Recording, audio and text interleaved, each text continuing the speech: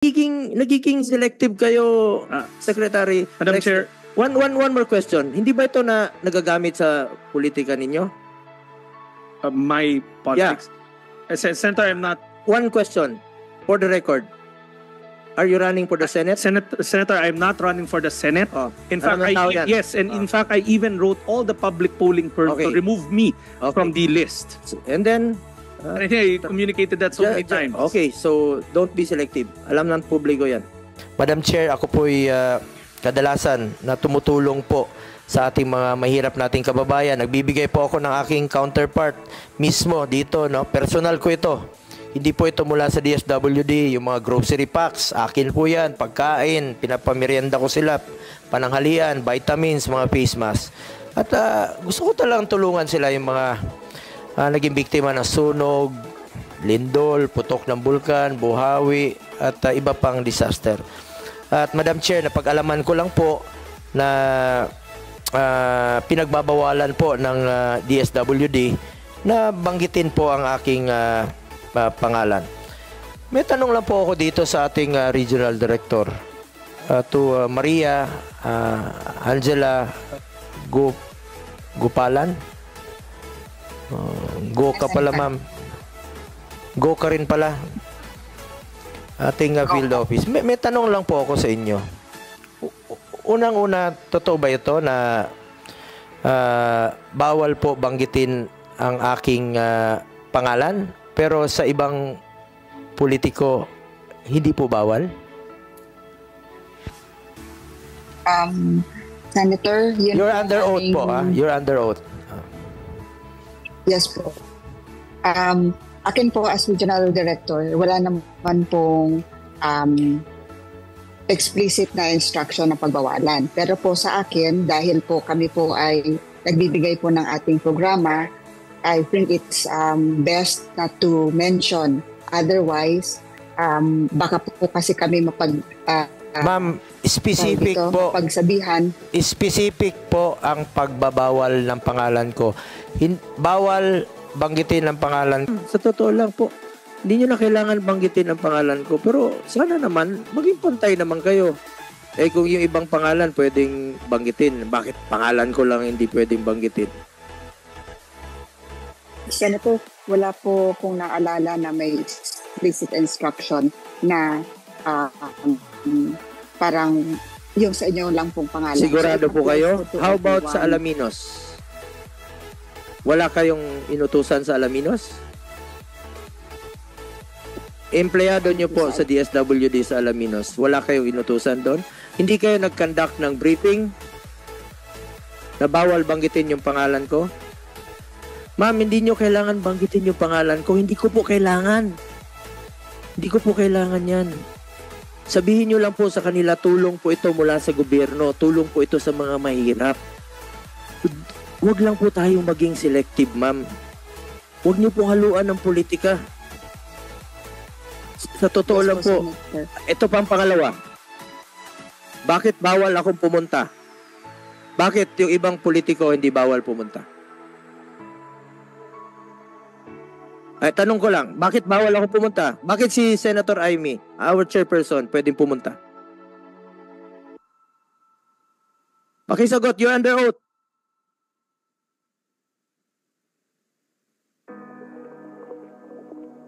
Hindi niya masagot, Madam Chair. Pangatlong tanong ko, pera niyo ba yan? Pera ng taong bayan yan, ma'am. Hindi niyo po pera yan. Just be fair with us. Pinaglaban namin ang budget ninyo. Panahon pa ni dating Pangulong Duterte. Alam nyo, during the time of President Duterte, walang pinipili.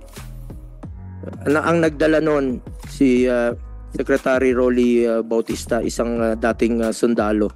Walang pinipili po yon. Hindi naman kailangan banggitin ang pangalan namin. Pero wag nyo naman sanang ipagbawal na banggitin. Wag nyo naman sanang ipagkait na kung meron po akong gustong dalahin sa natulong sa kanila. Akin naman yun, ma'am. Personal ko naman yun. Personal ko po yung grocery pack. Personal ko po yung Jollibee. Kung gusto kong pakainin, gusto kong pasayahin ang mga kababayan natin. sa panahon ng kanilang kalungkutan, mapasaya ko man lang sa kanila. Bakit nyo naman pong ipagkait sa kanila yan? Hindi nyo naman po pera yan, ma'am. Besides, sarili ko po ito, ma'am. Kung pupunta man po ako doon, akin po yun. Huwag nyo naman sanang ipagbawal. Ngayon, nandito ang inyong secretary. Pwede naman sigurong sagutin ng atin mahal na secretary yan. Bakit po ganon, sir, naging selective do tayo? At meron lang po ako isa-cite na isang instance. Halimbawa, dito sa isang lugar, Secretary Rex, sa Mindanao, merong due doon for payout na dapat nang ibigay sa kanila. Nung pumunta ka, naka-hold yun for how many months? And then nung pumunta ka, dinoble mo. Dinagdagan mo, dinoble mo. Pwede pala yung ganun. Kasi ikaw yung pumunta. General Santos City, sir. Senator, this was during the earthquake. Hindi po. Recently lang po ito. Meron pong due for payout na po doon, mga indigents, no? Senator, maybe biktima po ito ng earthquake o disaster, due na po. So nagmakawa sila sa inyo, sir. Matagal na po itong validated list na ito for payment na po ito. Ngayon, nung pumunta ka, sige, release nyo na. Release nyo na. Nung pinarelease mo, dinoble mo pa. So, ibig sabihin, pag kayo ang pumunta, pwede nyo palang doblehin. Pag nagiging selective kayo, Secretary. Madam Chair. One more question. Hindi ba ito na nagagamit sa politika ninyo? My politics. Yeah. Senator, I'm not. One question for the record. Are you running for the Senate? Senator, I'm not running for the Senate. In fact, yes, and in fact, I even wrote all the public polling firms to remove me from the list. And then, I think I communicated that so many times. Okay, so don't be selective. Alam ng publiko yan. Nakikinig ang publiko natin. Senator, Madam Chair, if I may respond. First of all, hindi ako pumunta ng General Santos this past couple of months. This year, if I can recall, pumunta ako sa General Santos na nag-earthquake ho sila. Region 12. Well, the last time was last year. Last year, last year. Last year. Yes, late last year, if I'm not mistaken. Yun pa yung September na mga listahan. Yun pa yung September na listahan. Ang tagal na, validated list na siya. Nagmamakaawa sa inyo from August, July, August, September, hanggang umabot na lang ng... Well, kailan kayo pumunta ng... Senator, pumunta ho ako doon right after the earthquake twice. Kailan nga po yun? Kailan ba yung earthquake? The earthquake was end of the year. Remember, lumapit sa iyo yung mga local officials. And then, you ordered them to release the AX kasi lumapit sa iyo personal, di ba?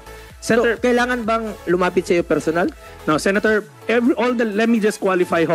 Lahat ho ng binigay niyo na list sa amin, we're vetting it one by one.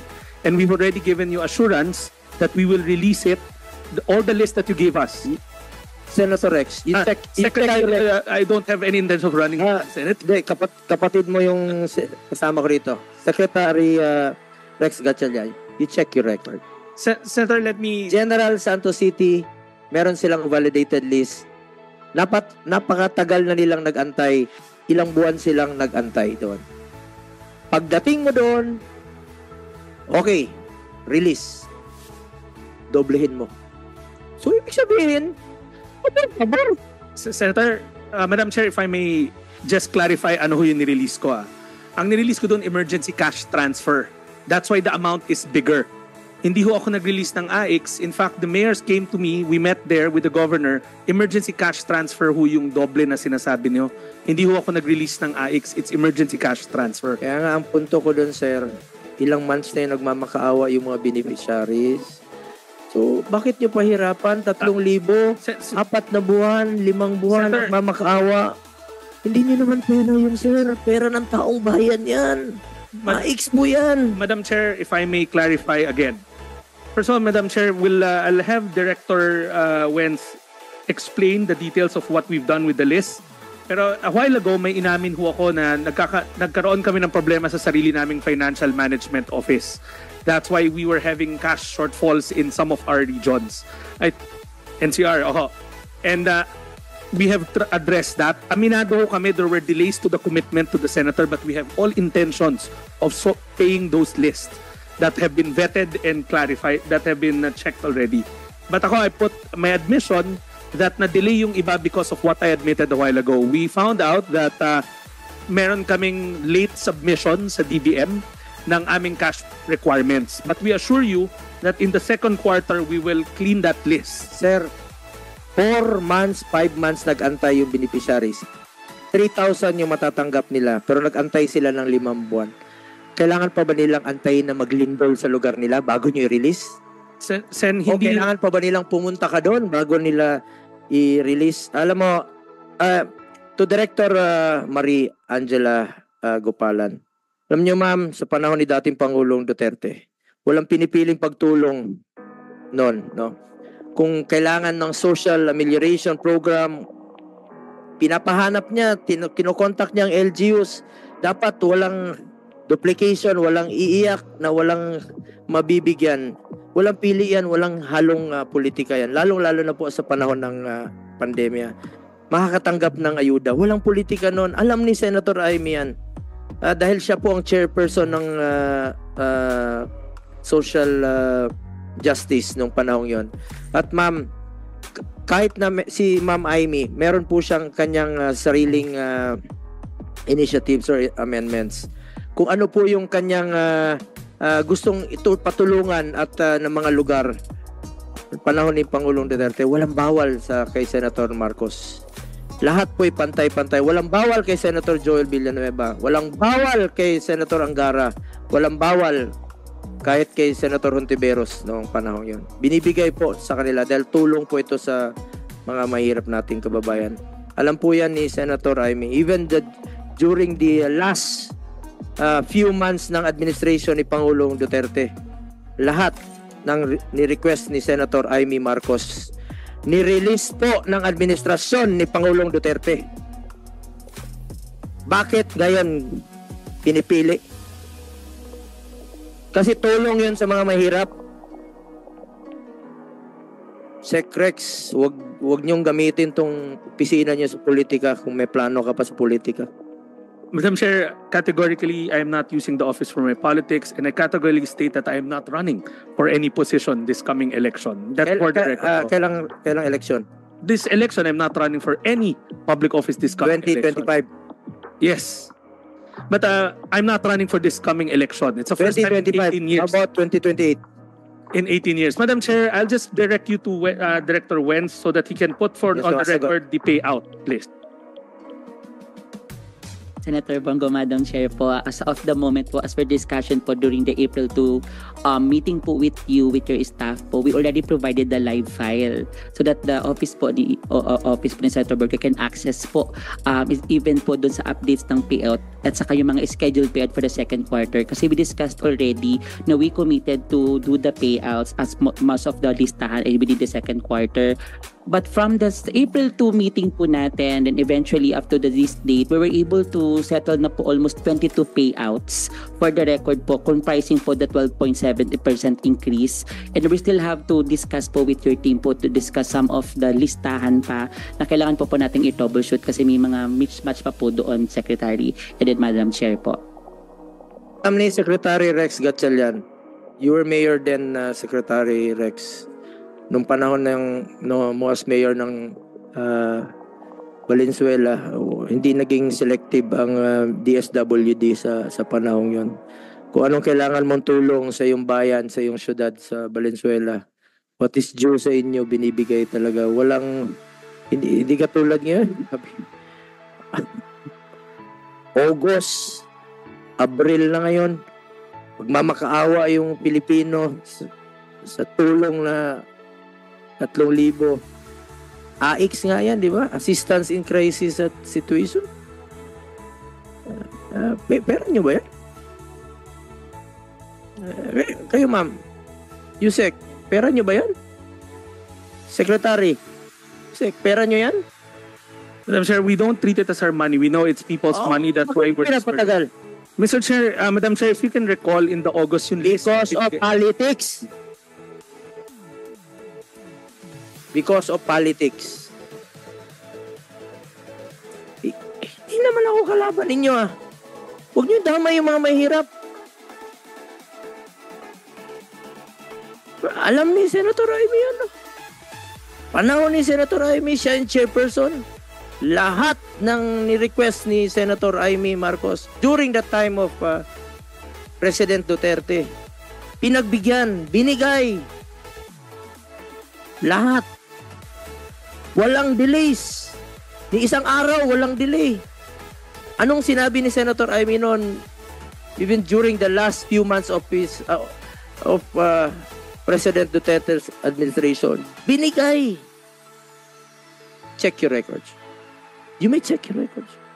Check nyo. Andiyan yan eh. 2022. Tulong sa Maynila. Check nyo. Walang delays. Ni isang araw, ni isang linggo, walang delays. Kasi tulong sa mga mahirap. Panahon ng pandemya, yung SAP. Halos hindi nga kami matulog nun eh. Para mabigay lang sa lahat yung tulong na social amelioration program ng gobyerno. Dahil pera ng tao yan. Ibalik sa tao yan. Hindi atin yan. Para sa mga mahihirap yan. Balik nyo sa kanila. Please, Secretary Rex Gatchalian. Senator, we have no intentions of withholding. In fact, last year, if you look at our disbursement rate and our obligation rate, nagamit ho lahat yan. Alam nyo, I assure you that we will make sure, Madam Chair, that ang nangyayari ngayon, sasabihin nyo, walang pera, walang cash. Sa lahat na nakikinig na DSWD Regional Director, yun naman ang uniform answer niyo, di ba?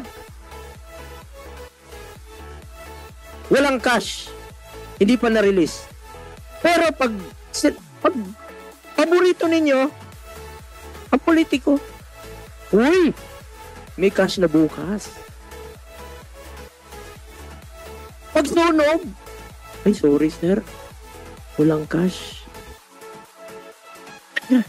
Papahirapan niyo yung Pilipino. Nasunugan na nga, back to zero. Walang pambili. Walang pambaon. Walang pambili ng damit. Hindi makaaral. Papahirapan nyo pa. Kasi walang cash ang DSWD. Kung meron kayong gustong i-pay out, may cash. Pag may, ano nga yung kasabihan? Pag merong, kung gusto, may paraan. Pag wala, may dahilan. That is your motto. DSWD. Ang problema natin ngayon, i-institutionalize natin ang AIX. Paano natin to institutionalize? Para saan? Para kanino? Para ba sa mga mahirap? O para sa gusto ninyong tulungan? O para sa politiko? Yan ang dapat nating sagutin. Ang nag-aantay ng sagot ang taong bayan. Alam nyo, naawa ko sa mga mahirap. Mahirap lang ha, papahirapan pa. Sana huwag naman pong ganun. Kaya tayo narito para isabatas ito, institutionalize ito. Pero kaysa sa batas lang natin ito, hindi yung mga mahihirap ang mga kinabang. Huwag na lang. Kawawa yung Pilipino. Kaya hindi tayo umaasenso. Merong mga programa na makakatulong, mapabilis ang serbisyo. Halimbawa, hindi ko naman sa pinagmamalaki. Andyan yung Malasakit Center. Walang pili yan. Basta Pilipino ka, qualified ka, pumila ka lang doon, tuturuan ka ng social worker. Pagpatuloy nyo lang yung mga programa na makakatulong. Huwag niyong pigilan, huwag niyong sirain. Huwag niyong pahirapan ng Pilipino. Pera po ng taong bayan yan. Kanila po yan. Sa Pilipino po yan.